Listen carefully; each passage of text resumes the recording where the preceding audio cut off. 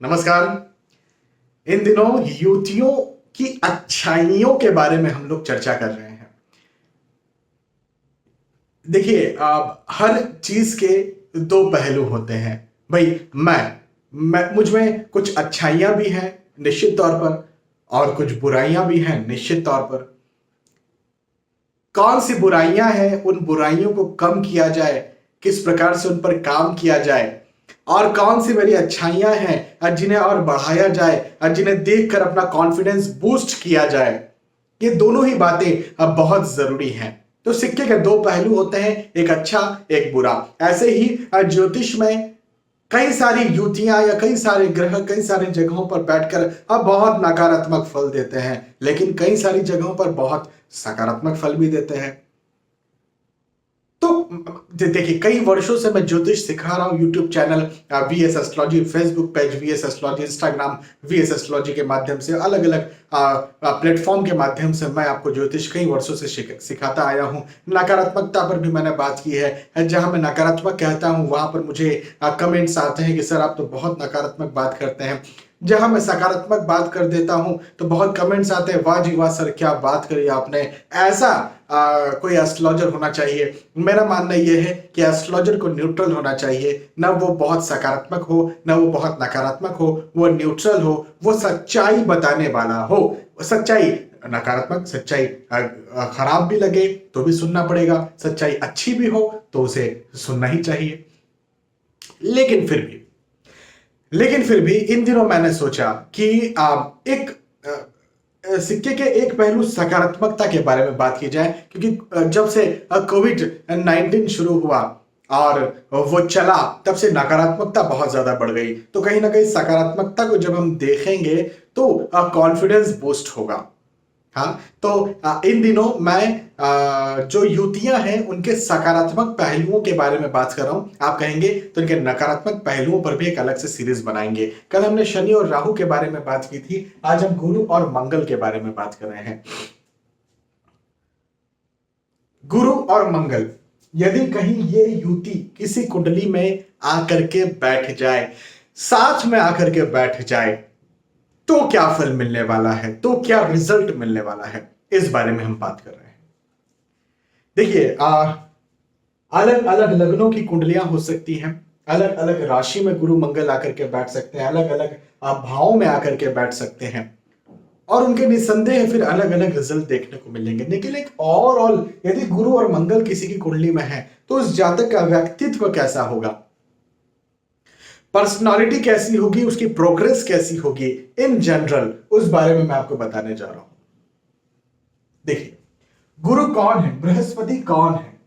बृहस्पति जो है वो निसंदेह ज्ञान देने वाले हैं। भाई, गुरु ज्ञान के कारक, ज्ञान देने वाले, नॉलेज के भंडार, ज्ञान के भंडार, हाँ, सलाहकार भी कह सकते हैं या फिर गुरु भी कह सकते हैं।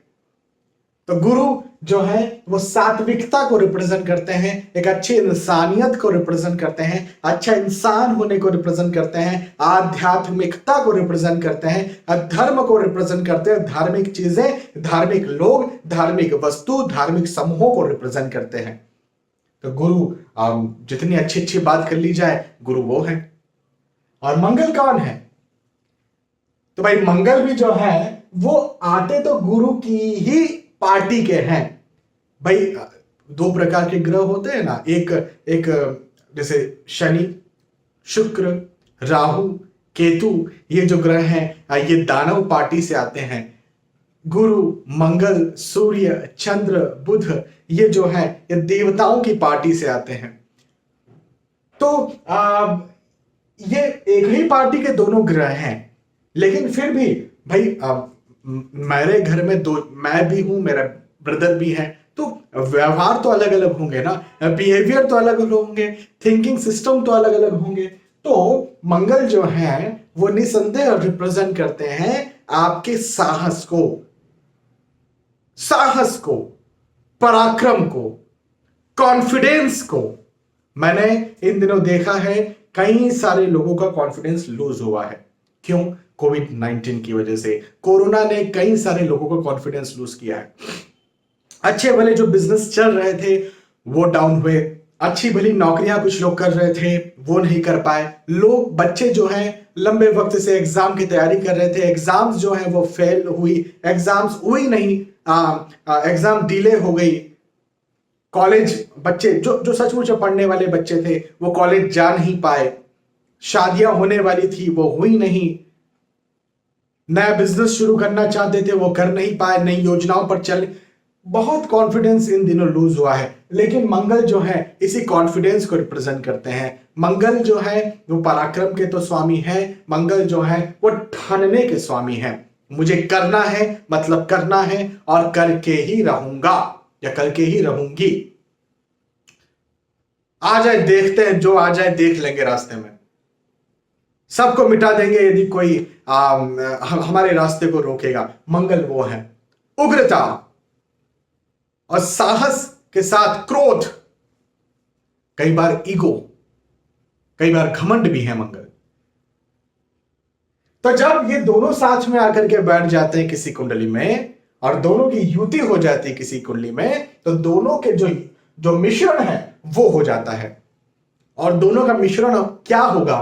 तो एक तरफ बहुत अच्छाई, अच्छी इंसानियत, अच्छा ज्ञान, और एक तरफ साहस, पराक्रम, रोक सके तो रोक लो, ये वाली स्थिति। तो जब ये दोनों साथ में आकर के बैठ जाते हैं तो निस्संदेह ये इंसान को सही रास्ते पर तो लेकर के जाते हैं, गलत रास्ते पर नहीं जा रहे थे। देखिए पराक्रम तो एक आतंकवादी में भी होता है, हालांकि उसे दुस्साहस कहेंगे, साहस नहीं कहेंगे, लेकिन फिर भी आप वो भी ये देखता है आ जाए, जो कोई करना हो कर ले, मर जाएंगे, लेकिन जो है पूरी दुनिया को तहस नहस कर देंगे। ये आतंकवादी का भी होता है, लेकिन उसका जो रास्ता होता है वो गलत होता है। हाँ, हम यहां पर एक उदाहरण ले लेते हैं, सेना, भारतीय सेना का उदाहरण लेते हैं। भारतीय सेना सही रास्ते पर चल रही है, अच्छी इंसानियत के साथ चल रही है, ज्ञानवान है, सारे नॉलेज को रखती है, सारे टेक्निक्स को जानने वाली है, लेकिन आ जाओ, कोई भी आ जाओ, देख लेंगे, ये भावना भी है।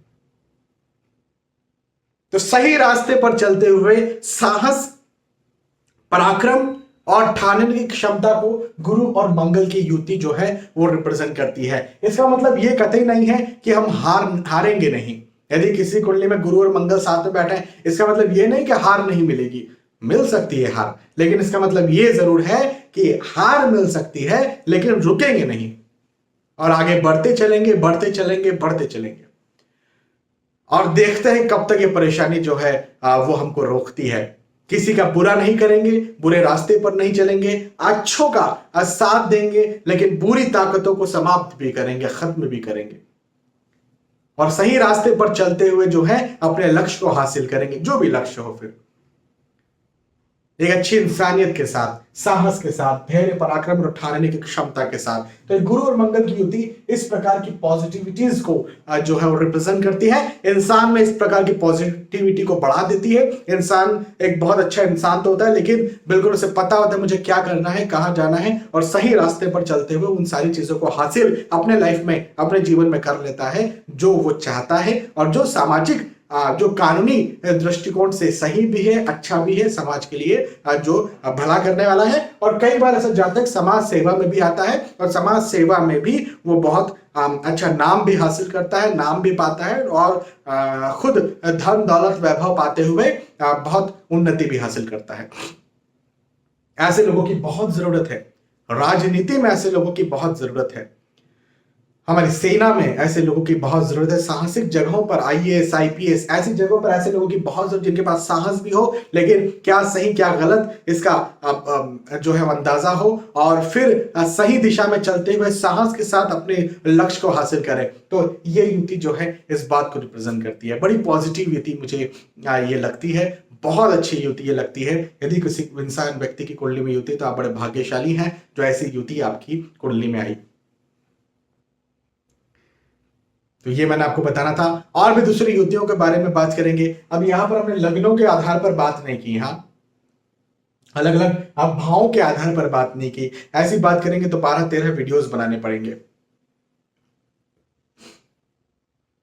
लेकिन फिर भी एक सामान्यतः हमने युति के बारे में बात की। आप चाहेंगे तो वैसे भी बहुत सारे वीडियोस भी बना देंगे, कहाँ जा रहे हैं, मुझे तो वीडियो बना करके आपको देना ही है। आप कहेंगे कमेंट में तो अलग अलग कुंडलियों के आधार पर भी वीडियो बना करके दूंगा। इसके नकारात्मक कुछ पहलू होते हैं, उनके बारे में भी हम विस्तार से चर्चा करेंगे, लेकिन अगले किसी वीडियो में यदि आप कहेंगे तो कमेंट में बता दीजिएगा। बहुत बहुत धन्यवाद, आपने आज का वीडियो देखा। आने वाले वीडियोस में, आने वाले एपिसोड से फिर मिलते हैं, तब तक के लिए नमस्कार।